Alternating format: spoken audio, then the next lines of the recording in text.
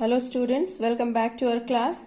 Our today's topic is very important for class 11 students. Why? Because जैसे maths को पढ़ने के लिए हम एडिशन, सब्ट्रैक्शन और मल्टीप्लिकेशन, बोर्ड मास ये सब सीखते हैं ताकि हमें मैथ्स आगे जा करके समझने में आसानी हो सके. In the same way science also we study what is atoms, molecules, compound, ताकि हम साइंस को अच्छी तरह से समझ सके. तो अकाउंटिंग भी एक ऐसी लैंग्वेज है जिसके लिए हमें उसके टर्म्स को सीखना पड़ता है. ठीक है, अगर इस टर्म को आज हम अच्छी तरह से समझ लें तो आने वाले चैप्टर्स में जब हम ये टर्म्स को रिपीट करेंगे तो हमें अकाउंटिंग समझने में आसानी हो जाएगी. तो चलिए बिना देर किए हम स्टार्ट करते हैं. अकाउंटिंग के डिफरेंट टर्म्स, उसको टर्मिनोलॉजी भी बोलते हैं. ठीक है, टर्म्स इन अकाउंटिंग को टर्मिनोलॉजी भी कहा जाता है. तो सबसे पहला टर्म्स है अपना entity. What is entity? Entity का मतलब होता है कोई भी इंस्टीट्यूट या कोई पर्सन ही ले लेते हैं या कोई ऑर्गेनाइजेशन जिसकी मार्केट में एक सेपरेट आइडेंटिफिकेशन हो, एक उसका खुद का एक अस्तित्व हो मार्केट से, जिससे कि वो अपने बिजनेस के लेन देन कर सके, उसको हम एंटिटी कहते हैं. फॉर एग्जाम्पल सपोज कीजिए ये राम है और ये है उसकी बिजनेस. ठीक है, मैं बी लिखती हूं फॉर बिजनेस और इसका नाम ये रखा अपना बाटा कंपनी. तो जब भी हम बाटा में शू खरीदने के लिए जाते हैं तो चेक किसके नाम से काटते हैं? बाटा एंड कंपनी के नाम से. ठीक है, तो यहां पर बाटा कंपनी जो है एक सेपरेट आइडेंटिफिकेशन लिए मार्केट में घूमती है, इसलिए हम इसको एंटिटी बोलेंगे. क्लियर? फॉर एग्जाम्पल दूसरा एग्जाम्पल आप ले लीजिए, कोई स्कूल ही ले लीजिए. अगर हम किसी LFS में, लिटिल फ्लावर स्कूल में ही पढ़ते हैं तो ये एक एंटिटी है, because this is an institute. Institute है, ये एक ऐसी इंस्टीट्यूट है जिसका एक सेपरेट आइडेंटिफिकेशन है मार्केट में. अगर हम फी पे करने जाते हैं तो प्रिंसिपल के नाम पे हमारी बिलिंग नहीं होती है. किसके नाम पे हम देते हैं फीस? LFS के नाम से, लिटिल फ्लावर स्कूल के नाम से. So little flower school is an institute which is having their own separate identification. Market में इसकी सेपरेट, इसकी खुद की एक एग्जिस्टेंस है, खुद का एक अस्तित्व है मार्केट में, इसलिए हम इसको एंटिटी बोलेंगे. एंटिटी समझ में आ गई? I hope it is clear कि कोई भी इंस्टीट्यूट हो या पर्सन हो, पर्सन आर्टिफिशियल या नेचुरल कोई भी हो सकता हो, या कोई ऑर्गेनाइजेशन जिसकी which is having their own separate identification is called as entity. Example आप बाटा कंपनी ले लीजिए, भेल ले लीजिए, ये एक एंटरप्रेन्योर है, एंटरप्रेन्योरशिप है, ये रीबॉक है. ठीक है, तो इसको एक एंटिटी बोला जाएगा क्योंकि इसकी मार्केट में सेपरेट आइडेंटिफिकेशन है. ठीक है, चलिए दूसरा हमारा टॉपिक है बिजनेस ट्रांजैक्शन. यहाँ ट्रांजैक्शन से अगर अपनी सिंपल लैंग्वेज में अगर हम बोले तो ट्रांजैक्शन मीन्स होता है लेना और देना. दो चीज आएगा, कोई लेगा कोई देगा. बट बिजनेस ट्रांजैक्शन हमें सीखना है यहाँ पर हमें. तो business transaction is an event or action taken place between two or more parties for exchange of some values. ठीक है, वैसी ट्रांजैक्शन, फॉर एग्जाम्पल देखिए हम आपको एग्जाम्पल से समझा रहे हैं कि पेड सैलरी, ये एक बिजनेस है और ये मोहन उसका एम्प्लॉई है. ठीक है, तो बिजनेस ने मोहन को सैलरी पे करा. ठीक है, मोहन को मिल गई सैलरी और बदले में क्यों सैलरी बिजनेस ने मोहन को पे करा? फ्री ऑफ कॉस्ट तो पे नहीं करेगा, तो उसके बदले ने मोहन ने क्या करा? वर्क. तो बिजनेस को मिली वर्क और मोहन को मिली सैलरी. तो दो ट्रांजैक्शन हुए यहाँ पे, दो लेना और देना. मोहन को मिली और इधर बिजनेस को मिली. बिजनेस से सैलरी गई, कैश गया, और फिर क्यों गया? क्योंकि वर्क उसके बदले में मिला. तो यहाँ पे दो पार्टी इन्वॉल्व हैं. Between action taken place between two or more parties, दो और मोर पार्टीज इन्वॉल्व हैं. क्यों इन्वॉल्व है? For exchange of some values. एक को वैल्यू मिला वर्क और दूसरे को वैल्यू मिला cash. That means this is business transaction.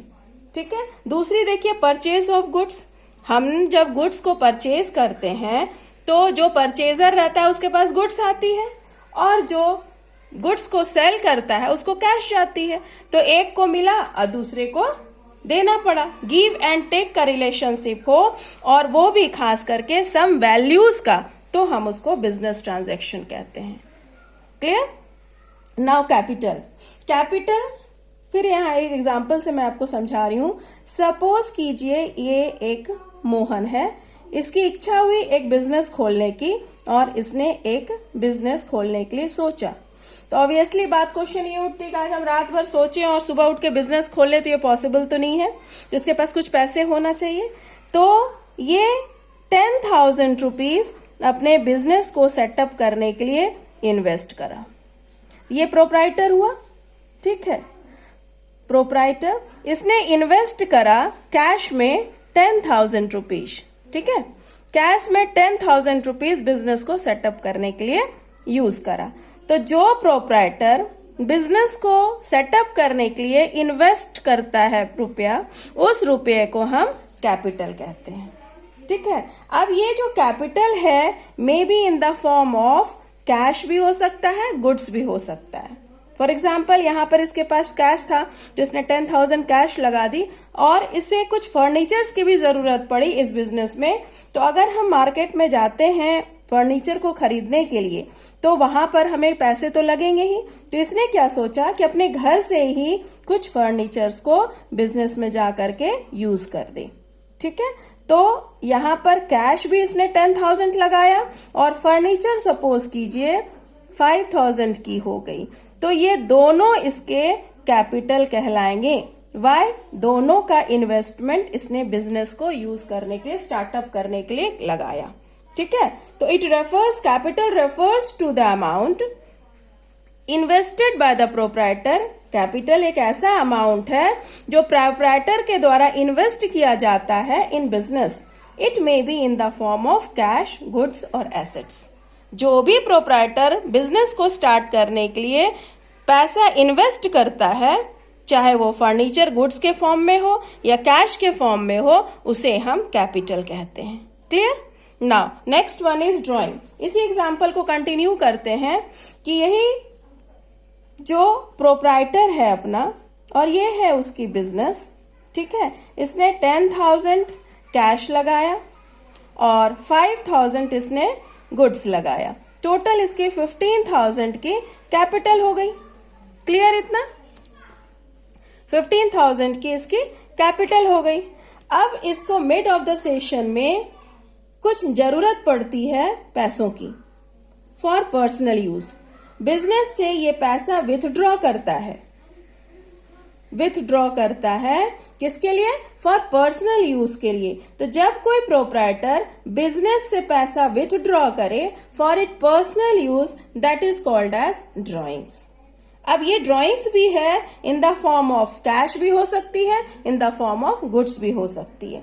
Suppose कीजिए यहाँ 10,000 इसने ऊपर में कैपिटल लगाया, इसमें से इसने 2,000 रुपीज विथड्रॉ कर लिया। तो यहाँ पे 2,000 रुपीज इसकी ड्रॉइंग्स हो जाएगी और ये अब इसकी कैपिटल बचेगी 8,000। क्यों? क्योंकि इसने 2,000 रुपीज को विथड्रॉ कर लिया है। क्लियर? इसी तरह अगर गुड्स में भी अगर ये 1,000 का गुड्स विथड्रॉ कर लेता है तो गुड्स फॉर पर्सनल यूज, तो उसको ड्राइंग बोलेंगे और यहां पर इसकी गुड्स बच जाएगी 4,000 की। I think the concept is clear.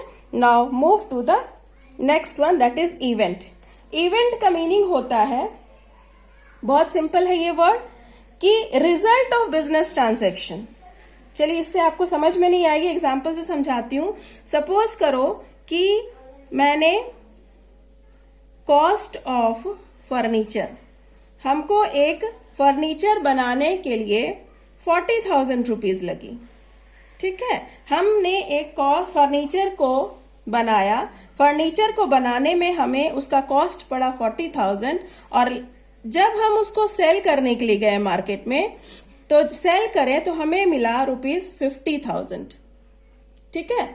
समझिए बात को कि जब हमने उस फर्नीचर को बनाया तो उसका कॉस्ट पड़ा 40,000, मार्केट में जब हमने उसको सेल करने के लिए गए तो हमें मिला 50,000। तो इन दोनों के बीच में जो रिजल्ट आया, फेल हुए या पास हुए, फेल मीन्स लॉस हो गई, पास मीन्स प्रॉफिट हो गए, तो वो हमारी कहलाएगी इवेंट।